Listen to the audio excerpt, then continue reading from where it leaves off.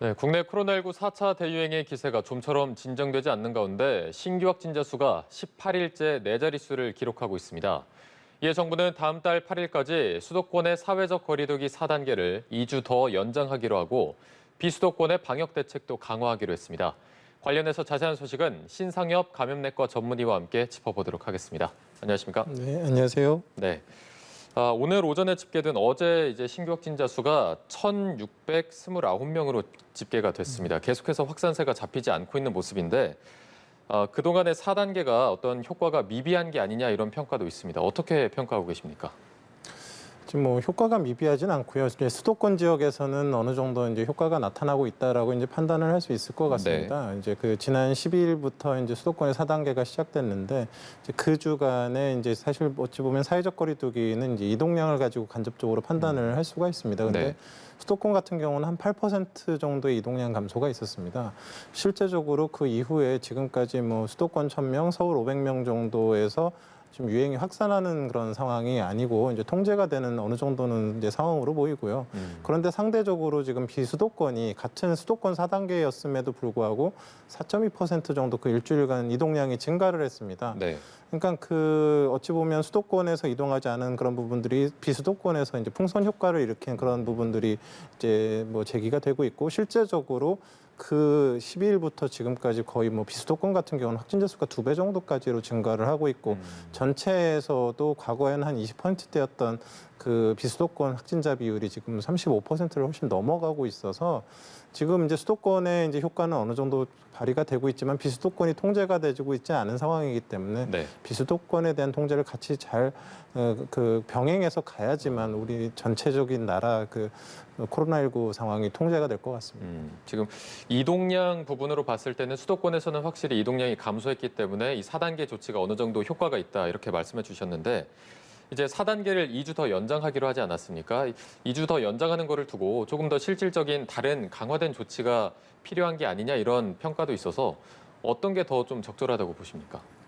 지금 뭐 수도권 같은 경우는 뭐 더 강화하려 그러면 이제 거기 뭐 추가적으로 뭐 고위험 시설이나 뭐 이런 데에 대한 집합 금지 이런 것들이 필요한데 실제적으로 지금의 4차의 대유행은 고위험 시설 중심의 그 집단 발병이 아니고 네. 지역 사회의 젊은 사람들의 활동량 많은 사람들 중심의 조용한 전파들이거든요. 그래서 그런 이제 추가적인 방역 조치가 뭐 크게 더 효과를 보기가 어려운 상황이고 네. 지금은 도리어 수도권보다는 비수도권에 좀 집중을 해서 비수도권의 좀 위험한 부분들을 잘 통제하는 부분들이 훨씬 더 그 효율적이고 또 그런 그 국민들의 경제적인 그런 그 여파도 좀 덜 받게 될 것 같습니다. 네.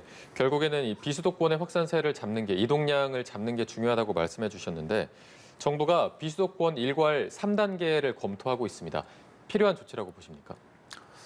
지금 비수도권 같은 경우는 이제 읍면 지역 이런 시골 지역과 또 그렇지 않은 지역의 위험도가 상당히 많이 다릅니다. 그래서 지금 이미 이번 주부터 이제 그 비수도권도 저녁 6시 이후에 5인 이상의 사적 모임 금지, 그 3단계에 준한 일부 조치가 들어와 있는 상황이고 네네. 이 조치 정도만 가지고도 사실 뭐 시골의 읍면 지역은 뭐 크게 문제가 없을 수 있다고 생각을 합니다. 그런데 지금 이제 보통 지금 문제가 이제 불거지고 있는 지역을 보면 비수도권 중에서도 수도권에서 이제 1시간 이내로 뭐 전철이나 KTX로 움직일 수 있는 강원이나 충청권 또는 인구 100만 이상의 이제 광역시권 또는 지금 이제 그 주로 여행지로 이제 잘 알려져 있는 제주나 이제 강원 영동권 이런 곳들이 사실 확진자 수가 급증하고 있는 양상이거든요. 그래서 그럼 뭐 시골 지역은 사실 지금보다 뭐 강화하는 게 뭐 특별한 뭐 의미는 없겠지만 그렇게 지금 문제가 되고 있는 광역시권이나 이런 서울 인근 지역 또는 강원, 영동, 제주 같은 이런 곳들은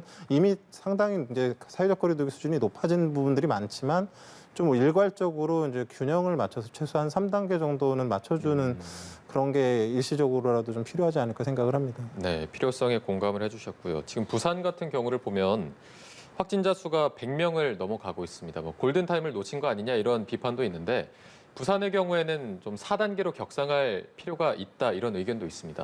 좀 필요하다고 보십니까? 지금 부산의 지금 상황이 그 이제 수도권의 4단계 그 상향하기 직전의 상황이랑 사실 좀 비슷합니다. 이미 이제 4단계의 그 확진자 수준을 거의 다 가까이 왔거든요. 네. 근데 지금 부산 같은 경우는 자체적으로도 광역시고 굉장히 많은 그런 젊은 층들이 이동을 하고 있기 때문에 자체적인 위험이 있는 데다가 지금 휴가철이 겹치면서 또 이런 그 관광의 그런 그 이동까지 이제 늘어나면서 지금 이제 고위험 시설이나 이런 곳 중심으로 이제 그런 감염의 여파들이 나타나고 있어서 사실 선제적으로 4단계 올리는 거를 고려할 만한 그런 시기라고 생각을 합니다. 네. 그리고 앞서 이제 휴가철 휴가지에서 확진자가 늘어나는 부분도 우려해 주셨는데 이 사례를 한번 보면 강원 홍천 숙박시설에서 지난 10일에 확진자가 1명이 나왔다가 최근에는 모두 14명이 확진된 것으로 현재 파악이 됐습니다. 직원들 전수 검사까지 했는데도 확진자가 계속 나오고 있어서 이 사례는 저희가 어떻게 봐야 될까요?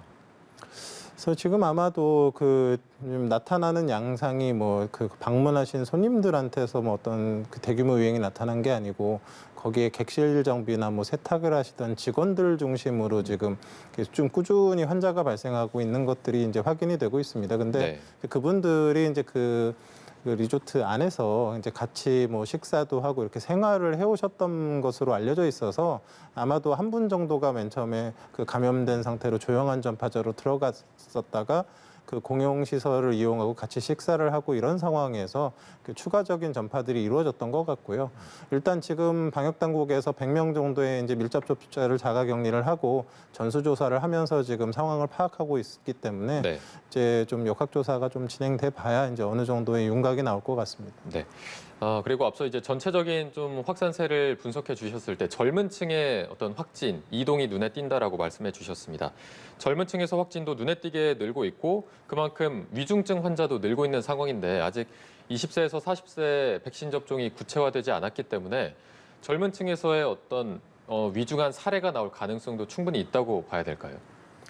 실제로 뭐 젊은 층 같은 경우는 뭐 중증이나 뭐 사망으로 가는 경우가 지금까지 뭐 극히 드물었지만 최근 들어서 이제 병원에 이렇게 이제 확인을 해보면 50대, 40대는 물론이고 30대, 20대에도 일부 이제 중증 환자들이 확인이 되고 있습니다. 그러니까 워낙에 발생 규모가 크다 보니까 20대, 30대라고 할지라도 사실은 기저질환이 있거나 지병이 있거나 면역 억제 상태에 있는 분들이 사실 상당수가 있습니다. 그래서 모든 건강하게 이제 사회활동 하시는 분들이야 뭐 괜찮겠지만 면역이 떨어져 있거나 뭔가 좀 취약한 건강상에 취약한 부분들은 있는 부분들은 굉장히 또 코로나19에 걸렸을 때 중증으로 진행할 확률이 있기 때문에 모두 다 안전한 게 아니고 나는 괜찮지만 내가 접촉하는 좀 취약한 다른 분에게 또 영향을 줄 수가 있어서 그런 부분들을 좀 같이 조심하는 것들이 필요할 것 같습니다. 네, 알겠습니다. 저희가 백신 얘기도 이어서 해보도록 하겠습니다. 26일부터 다음 주 월요일부터 화이자 백신 2차 접종이 4주 뒤에 맞는 것으로 접종을 하게 되는데 원래는 1차를 맞고 나면은 3주 뒤에 2차를 맞는 거였는데 1주 더 연장이 됐습니다. 늘어나게 됐습니다. 효과에는 차이가 없는 건지 이 부분을 좀 먼저 말씀해 주시죠. 그 백신의 이제 접종 간격이라는 게 있지 않습니까? 어떤 백신은 3주, 어떤 백신은 4주 이렇게 이제 제시가 되어 있는데 이 접종 간격의 핵심은 뭐냐면 이 기간보다는 빨리 오지 말라는 게 가장 핵심입니다. 그러니까 최소 접종 간격을 갖다 이제 규정을 해놓은 거라고 보시는 게 사실 맞는 것 같고요. 왜냐하면 2차 접종 이런 기간인데 이거보다 4일 이상 일찍 오면 앞에 거를 무력화되고 다시 접종을 해야 될 정도로 그 접종 간격이 굉장히 중요합니다. 근데 일반적으로는 이렇게 부스터샷 두 번째 접종 같은 경우는 시기가 늦어지더라도 아무리 많이 늦어지더라도 그 효과가 감소하지 않습니다. 접종 이후에. 그래서 이제 조정이 필요한 거죠. 근데 이렇게 그 급성기 감염이 있을 때는 최대한으로 완료 시점을 땡기는 게 중요하기 때문에 가능하면 최소 접종 간격에 맞춰주지만 실제적으로는 더 늦게 맞는 게 효과가 더 좋게 나타나거든요. 근데 너무 늦게 맞으면 1차 접종만 갖고 충분한 예방 효과가 나타나지 않기 때문에 이제 중간에 걸릴 수가 있는 위험이 있어서 이걸 절충했을 때에 어떻게 하는지 이제 그런 적정한 이제 그런 접종 간격을 만들게 되는데 이제 코로나19 역시도 지금 2차 접종을 늦게 맞으면 늦게 맞을수록 사실 효과가 더 좋게 나타나는 결과들이 훨씬 더 많습니다. 그래서 늦게 맞는다고 효과가 떨어질 일은 없는데 지금 1차만 가지고는 델타 변이나 이런 데 충분한 효과를 갖고 있지 못하기 때문에 어쩔 수 없이 가능하면 최소 접종 간격에 맞춰서 맞는 거고요. 지금 다른 나라들 같은 경우도 백신 수급이 다들 원활한 건 아니기 때문에 WHO는 애초에 1월 달부터 뭐 그 화이자 백신 같은 경우는 6주 정도까지는 맞아도 괜찮겠다 이라는 얘기가 돼 있었고 지금 유럽 같은 경우는 독일은 6주, 뭐 영국은 8주, 뭐 캐나다는 뭐 심지어 16주 정도까지 이렇게 그 텀을 두고 접종을 진행하도록 이제 권고를 하고 있는 상황이라서 사실 접종 시기가 늦어지는 건 사실 별 큰 문제가 되지는 않는다고 생각합니다. 네, 접종 간격과 어떤 효과에는 뭐 상관성이 없다, 차이가 없다 이렇게 말씀해 주셨습니다. 그런데 이제 55세에서 59세 접종이 곧 시작이 되는데 바로 앞두고 이렇게 좀 변경이 있다면 방역 현장에서 혼선 같은 게 있지 않을까 우려도 되는데요. 실제로 좀 준비가 잘 돼 있습니까? 글쎄 이제 어찌 보면 이렇게 좀 그 3주에서 6주 간격으로 이렇게 좀 여지를 준 것 자체가 의료기관에서 같은 날에 너무 많은 그런 그 접종자들이 몰리게 되면 관리하기도 어렵고 예방접종의 그런 수급에도 문제가 되기 때문에 그걸 이제 분산시켜서 꼭 3주 날짜를 맞추는 게 아니라 그거보다 조금 여유를 두는 그런 측면이 있거든요. 사실은 예방접종을 하는 그런 효율성 면에서는 어느 정도 이렇게 시간을 두고 맞는 게 이제 그 접종 기관 입장에서는 이제 좀 좋은 측면이 있는데 이제 그 예약하신 분 같은 경우는 일정이 바뀌면서 이제 혼동이 생기면서 혹시 맞아야 되는 날짜를 제대로 챙기지 못하는 그런 부분들이 생길 수가 있어서 그런 부분들은 방역 당국에서 잘 공지를 해야 될 것 같습니다. 네.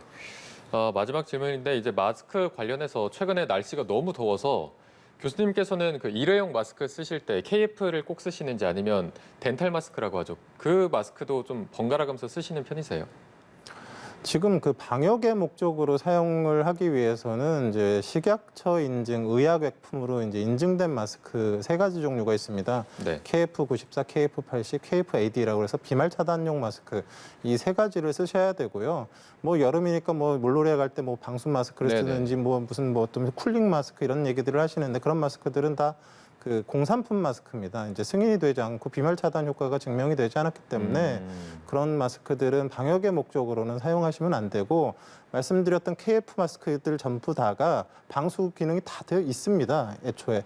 그래서 가능하면 식약처 인증 마스크를 착용하고 다니시는 게 좋겠습니다. 네, 그럼 실제로 물놀이를 할 때는 방수 마스크는 코로나 차단에는 큰 효과는 없는 건가요? 비말 차단에 대해서 아무런 검증이 되지가 않은 검증이 상황이기 안 됐어서. 때문에 안전한 마스크인 이제 식약처 인증 마스크를 착용해 주셨으면 좋겠습니다. 네, 알겠습니다. 코로나 관련해서 여기까지 말씀 나눠보도록 하겠습니다. 지금까지 신상엽 감염내과 전문의와 함께했습니다. 오늘 고맙습니다. 네, 고맙습니다.